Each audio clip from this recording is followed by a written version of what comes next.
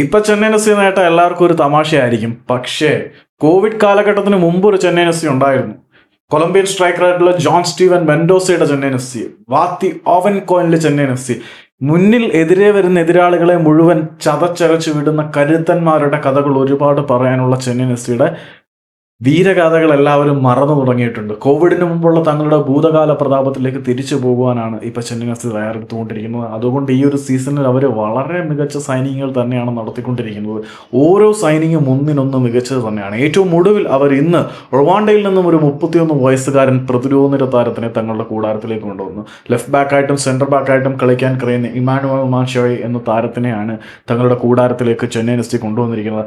അതിനെക്കുറിച്ച് പറയാനാണെങ്കിൽ Rwandan football ടീമിലെ സ്ഥിര സാന്നിധ്യം, അതുകൂടാതെ സൈപ്രസ് ടോപ്പ് ഡിവിഷൻ ലീഗിൽ വളരെ മികച്ച പെർഫോമൻസ് കാഴ്ചവെച്ചുകൊണ്ടിരിക്കുന്ന താരം തന്റെ പ്രതിരോധ മികവ് കൊണ്ട് എതിരാളികൾക്ക് ഗോളുകൾ ഉതിർക്കാൻ കഴിയാത്ത വിധം ശക്തമായ പ്രതിരോധ കോട്ട കിട്ടുന്നതിൽ മിടുക്കനാണ്.